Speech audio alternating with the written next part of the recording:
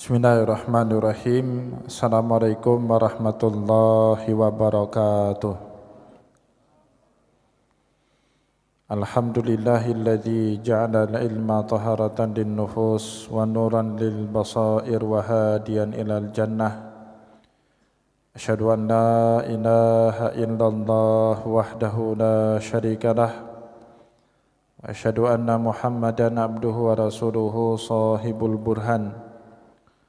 Allahumma salli wa sallim ala rasulikal karim Muhammad sallallahu alaihi wasallam wa ala alihi wa ashabihi wa man tabi'ahu bi ihsanin ila yaumiddin summa amma ba'du. Puji dan syukur senantiasa dan tidak pernah bosan-bosannya kita panjatkan kehadirat Sang Maha Pencipta Allah Subhanahu wa taala yang mana dengan limpahan karunia-Nya, rahmatnya, hidayahnya, serta anugerahnya kepada kita semua, kita kembali masih diberikan kesempatan, kesehatan dan usia panjang oleh Allah untuk sama-sama dan senantiasa mengabdikan diri kita di jalannya dengan menjalankan segala perintahnya dan menjauhi semua larangannya. Salawat diringi salam juga tidak pernah lupa pula kita hanturkan kepada junjungan alam Nabi besar Muhammad sallallahu alaihi wasallam, di mana dengan perjuangan beliau dan para sahabat beliau kita dapat mengenal betapa rahmatan lil alamin ajaran agama Islam sebagaimana yang menjadi keyakinan dan pengetahuan kita bersama. Bapak Ibu kaum muslimin dan muslimat yang dimuliakan oleh Allah, mari pada kesempatan malam Jumat yang penuh dengan keberkahan ini, sambil kembali kita niat iktikaf di rumah Allah dan juga sambil kita menunggu datangnya pelaksanaan salat Isya, mari sama-sama pada kesempatan malam ini kita kembali lanjutkan pengajian kita. Kali ini sebagaimana yang tadi diamanahkan oleh pihak pengurus masjid, kita akan membahas tentang kurikulum puasa Ramadan Rasulullah sallallahu alaihi wasallam. Tentu kurikulum ini juga tidak pernah lepas dari apa yang disampaikan oleh para ulama kepada kita. Jadi pada malam ini kita tetap akan membaca kitab Zadul Ma'ad, ya, karangan Imam Zadul Ma'ad fi Hadi Khairil Ibad, karangan Imam Ibnul Qayyim Al-Jauzi. Namun kita loncat pembahasannya pada juz yang kedua.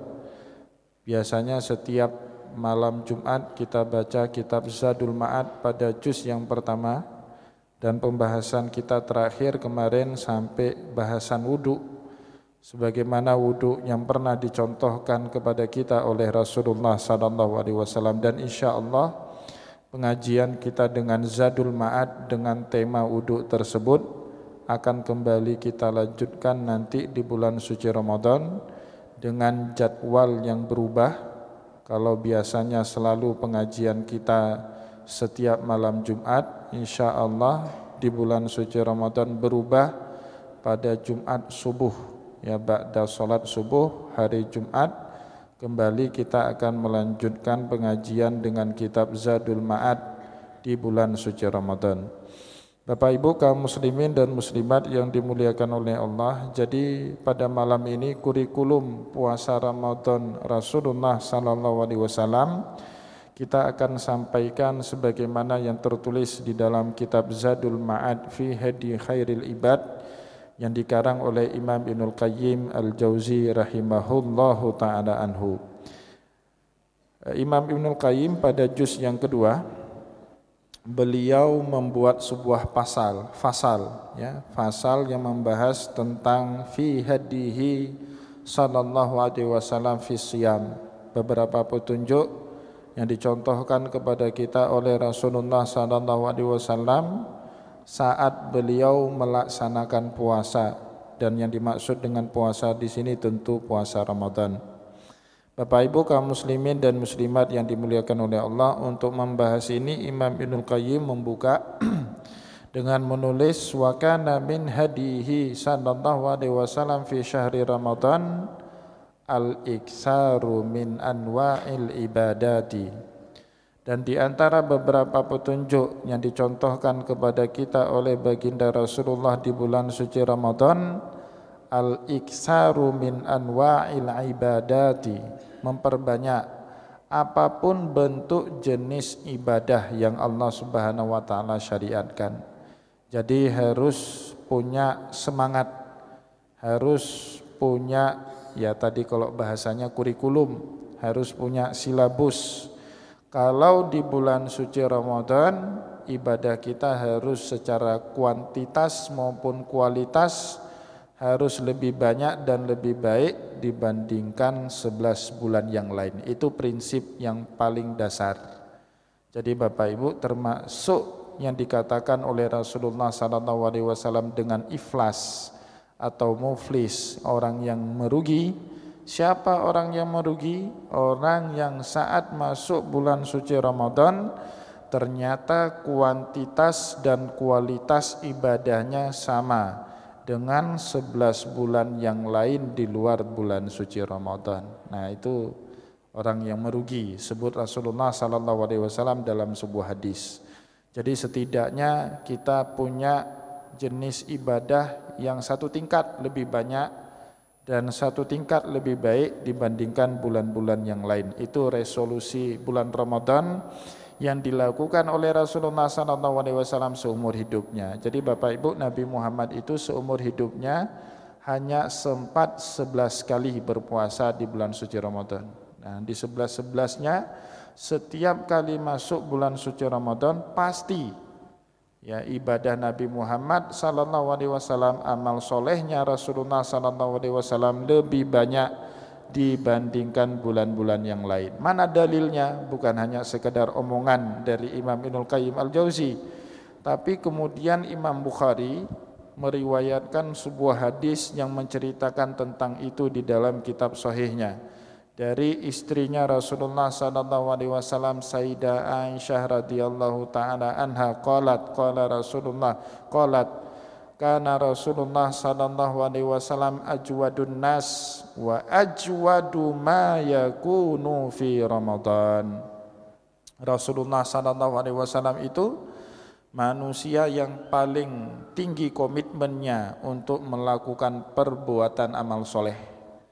Dan komitmen Rasulullah SAW dalam menjalankan amal soleh lebih kuat saat beliau menjelang masuk di bulan suci Ramadan. Nah, ini yang digunakan oleh para ulama menjadi dalil kalau Nabi Muhammad kualitas ibadahnya saja sudah sangat baik di luar bulan suci Ramadan, tapi saat masuk bulan suci Ramadan bertambah-tambah kebaikan, amal soleh dan ibadah yang dikerjakan oleh Rasulullah SAW.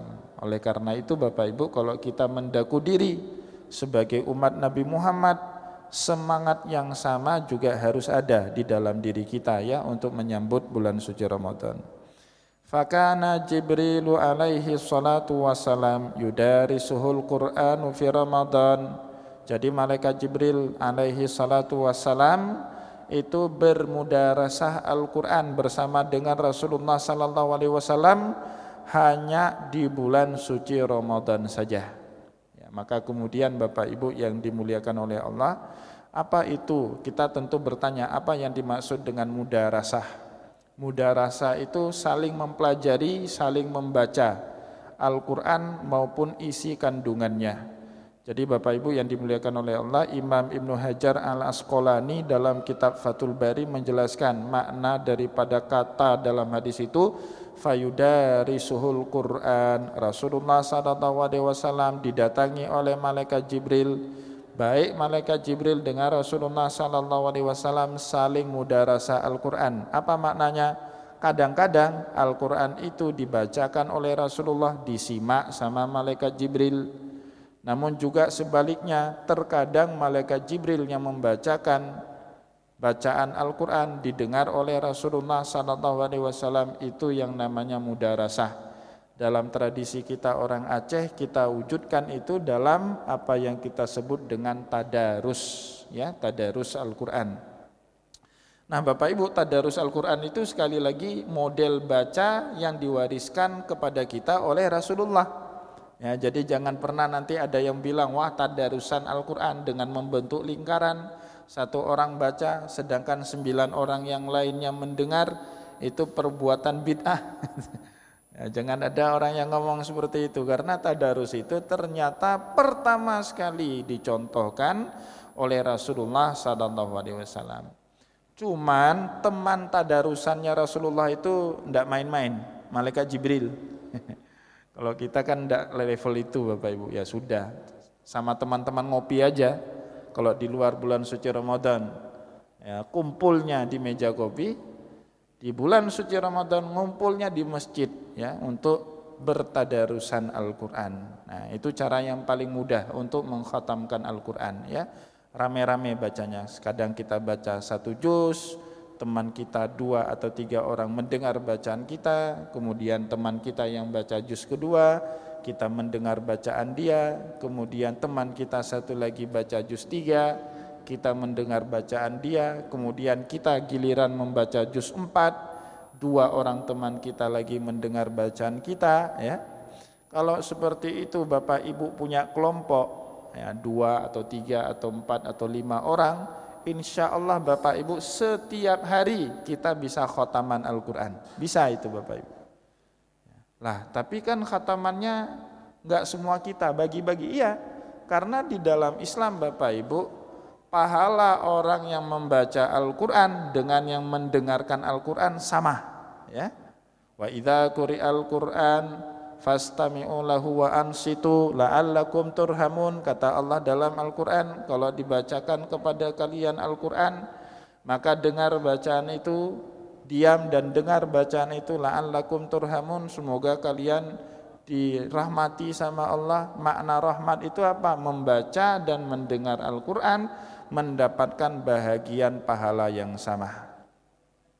Nah itu minggu kemarin kebetulan saya tidak ada di Banda Aceh, ya, di luar daerah di Mamuju, Sulawesi Barat. Sebelum pergi itu ada beberapa jamaah ngantar, jamaah kita yang tugas di Bandara Iskandar Muda, ya, pegawai Angkasa Pura ada 2-3 orang, mereka ngantar. Itu salah seorangnya wakil JM itu nanya sama saya, Pak Bunaya itu nanya, Ustadz ini kita punya rencananya di bandara ini akan kita putarkan kaset tartil Al-Quran setiap hari dimulai bulan suci Ramadan ini.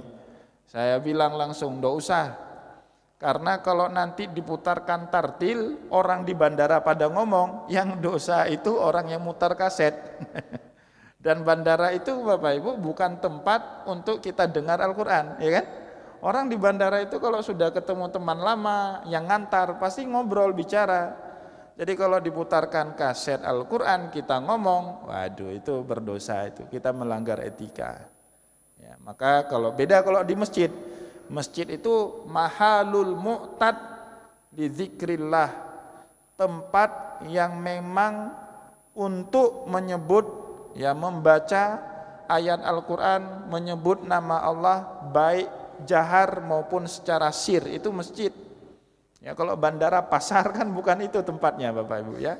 Maka dalam Al-Quran ada ayat fi buyutin azinallahu an turfa'a wa yuzkara fiha ismuhu wa yusabbihu lahu fiha bil ghuduwi wal asal. Fi buyutin, di rumah Allah ini, azinallah, Allah Subhanahu wa taala izinkan, antur fa'a wa yuzkara fiha ismuh, kita mengangkat suara kita setinggi-tingginya untuk menyebut-nyebut nama Allah. Salah satu cara menyebut nama Allah Subhanahu wa taala itu dengan mentadaruskan Al-Qur'an, gitu loh.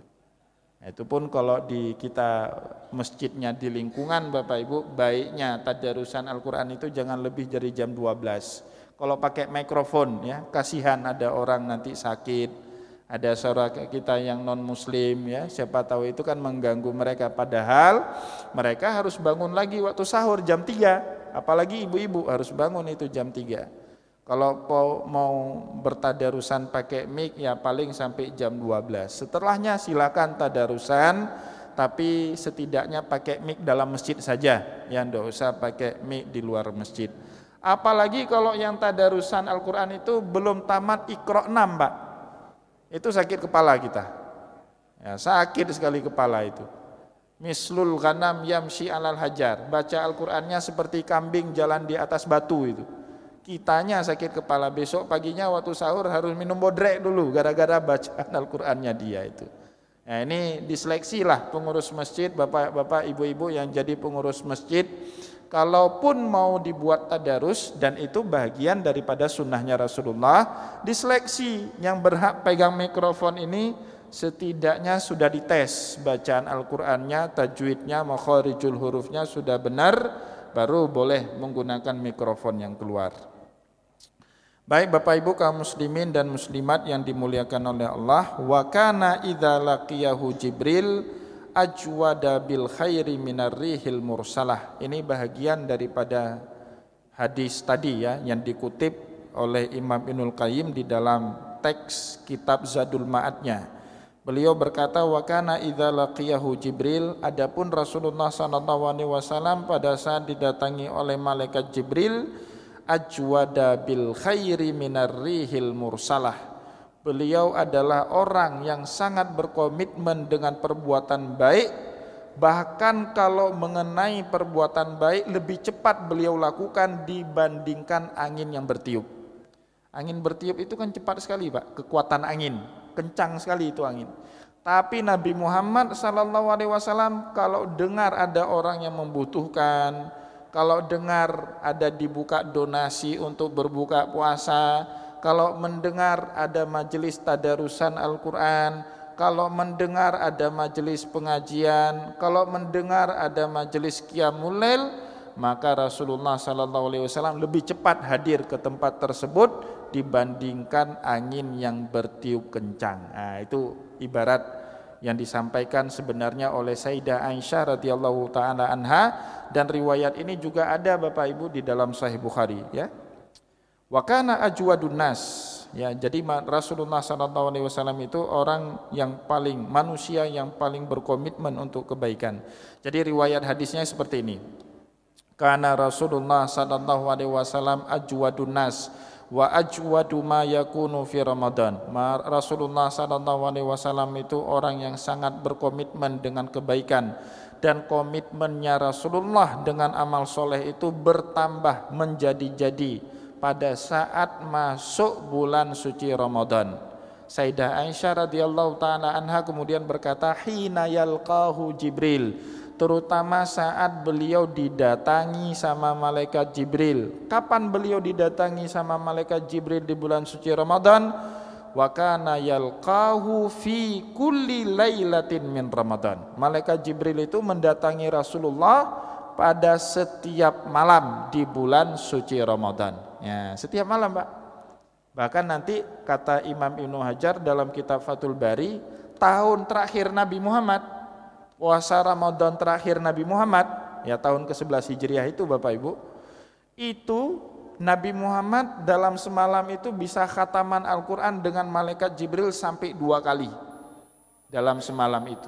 Diulang, dipastikan betul oleh malaikat Jibril, tidak ada satu ayat pun di dalam memorinya Rasulullah SAW yang terlupakan oleh beliau sebelum Allah Subhanahu Wa Taala memanggil kembali Rasulullah SAW ke hadiratnya. Nah, itu dipastikan oleh malaikat Jibril. Nah, maka Bapak Ibu, serendah-rendahnya iman kita dalam kaitannya dengan Al-Quran ini Pak, khusus di bulan suci Ramadan ya, khusus di bulan suci Ramadan.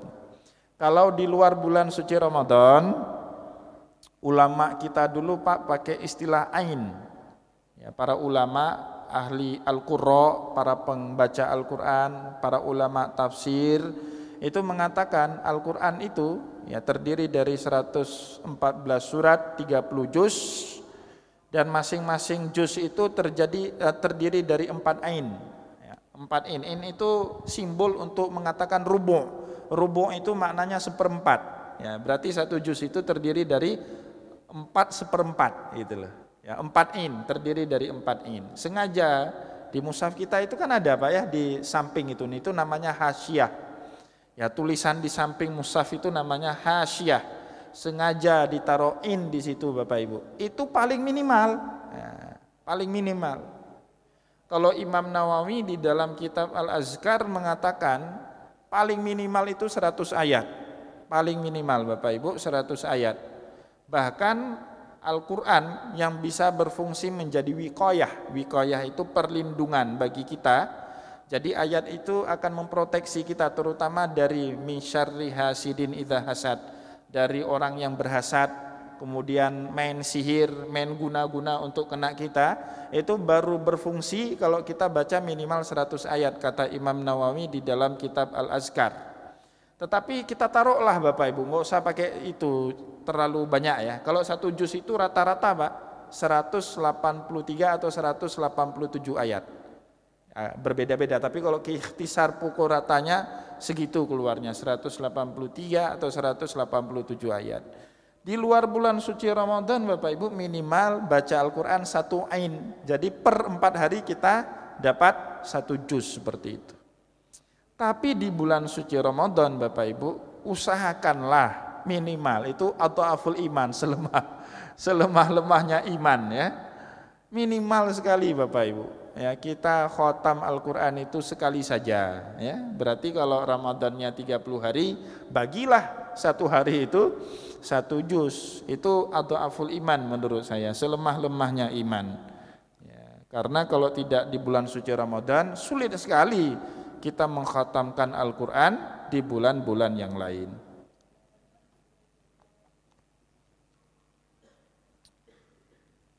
Baik Bapak Ibu yang dimuliakan oleh Allah, Sayyidah Aisyah radhiyallahu taala anha mengatakan tadi, hina yalqahu Jibril wa kana yalqahu fi kulli lailatin min Ramadan. Jadi Jibril itu mendatangi Rasulullah sallallahu alaihi wasallam pada setiap malam di bulan suci Ramadan, fayudarisuhul Quran. Ngapain malaikat Jibril mendatangi Rasulullah? Ngajak tadarusan Al-Quran bersama dengan Rasulullah. Di akhir daripada hadis itu Sayyidah Aisyah radhiyallahu taala anha berkata, wa kana Rasulullah sallallahu alaihi wasallam ajwadu bil khairi minar rihil mursalah. Adapun Rasulullah sallallahu alaihi wasallam manusia yang sangat tinggi komitmennya dengan amal soleh dibandingkan dengan angin yang bertiup kencang. Baik Bapak Ibu yang dimuliakan oleh Allah, selanjutnya Imam Ibnul Qayyim menjelaskan kepada kita, wa ajwadu ma yakunu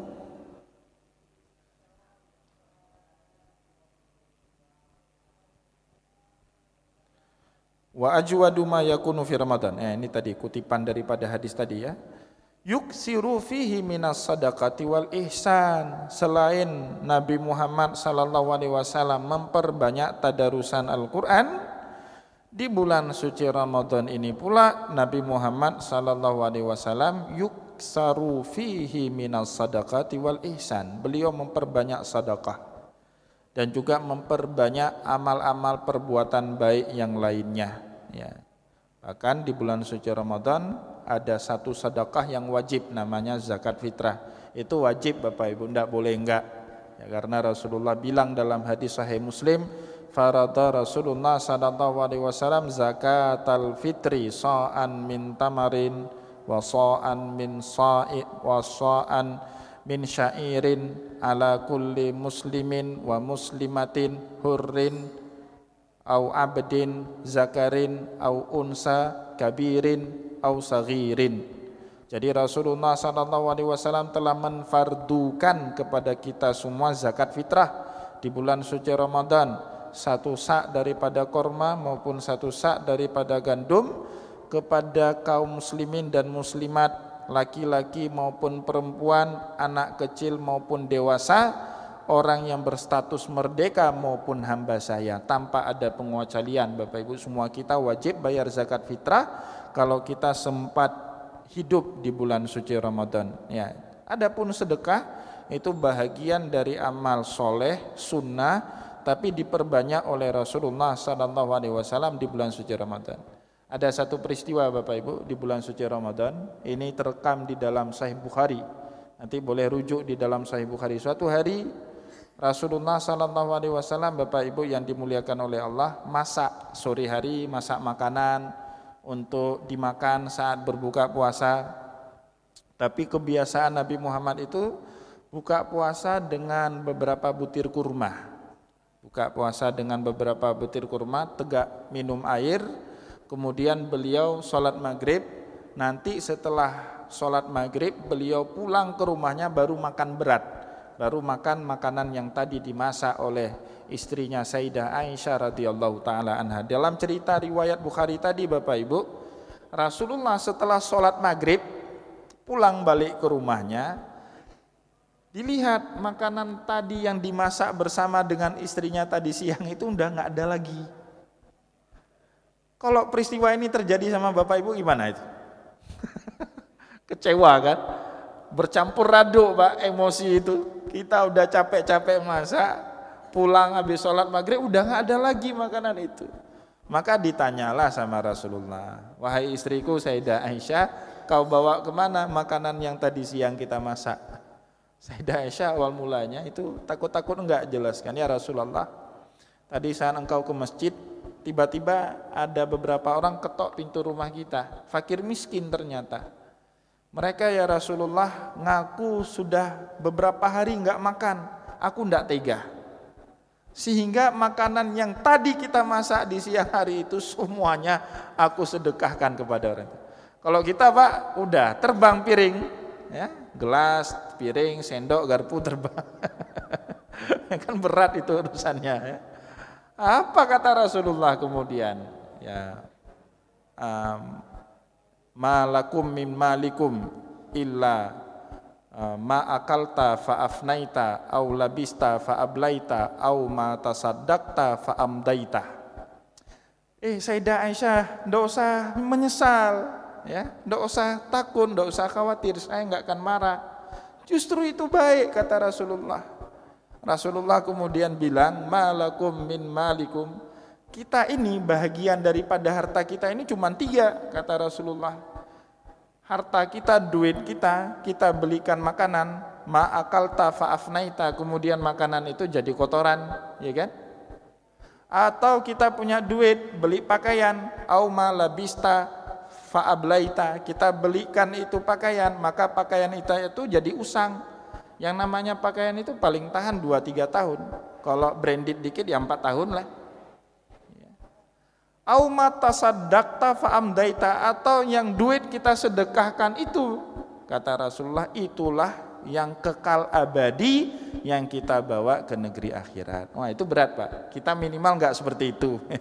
Minimal Bapak Ibu kalau ada ripe duit untuk buat kanji di Menasah, ya ikutlah urunannya ya. Kalau ada urunan patungan buat bubur kanji untuk buka puasa, ikut Pak, ngambil serta, ikut. Ada orang yang donasi ini ada paket buka puasa, ya minimal kita bagian ambil 1 paket. Kalau enggak sanggup 10 paket ya ada 1 paket, ada nama kita, minimal ada status kita di situ Bapak Ibu. Begitu juga watilawatul Quran wassalah, beliau memperbanyak tilawah Al-Quran ya tadi ya, salat, begitu juga memperbanyak salat. Ya, ini ada cerita khusus.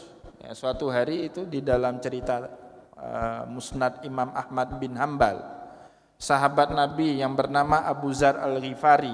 Ya, Abu Zar ini Bapak Ibu bukan seperti kita. Abu Zar ini hobinya, kalau ditanya itu hobinya apa? Hobinya sholat, itu hobinya. Kalau kita kan hobinya main badminton. Nah, jadi ini orang hobinya sholat Pak. Ya, kalau kita hobinya makan, kulineran, olahraga, main badminton ya. Ini sahabat Nabi hobinya sholat. Maka suatu hari beliau pamit minta izin sama Rasulullah. Ya Rasulullah, adzinli an abita indak. Ya Rasulullah, izinkanlah saya semalam saja bermalam di rumahmu. Ya, sebagian para ulama mengatakan itu peristiwa terjadi di bulan suci Ramadan. Tanya Rasulullah, buat apa kamu bermalam di rumah saya? Dijawab sama Abu Zar Al-Ghifari, ya Rasulullah, saya mau tahu, kepingin sholat tahajud di belakang dirimu. Diizinkanlah sama Rasulullah, karena kan tujuannya baik. Maka di malam itu kata Abu Dzar Al-Ghifari, fasana'tu misla ma sana'a Rasulillah sallallahu alaihi wasallam. Di malam itu apapun yang dilakukan oleh Nabi Muhammad aku buat. Di antaranya Bapak Ibu, Rasulullah sallallahu alaihi wasallam bangun malam mengganti pakaian tidurnya dengan pakaian sholat.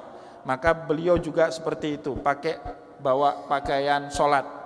Jadi pakaian tidur Nabi Muhammad beda dengan pakaian sholat. Kadang-kadang kalau kita pakaian tidur itu pakaian sholat. Rasulullah beda Bapak Ibu. Kemudian Rasulullah wudu, falyukhaffifu fihal wudu. Beliau wudunya ringan saja. Kalau kemarin kita bahas sepertiga mud, 200 atau 180 ml air. Maka juga Abu Dzar berwudu minimalis seperti wudunya Rasulullah SAW. Kemudian sholatlah beliau di belakang Rasulullah SAW. Sholat Abu Dzar di belakang Rasulullah. Ternyata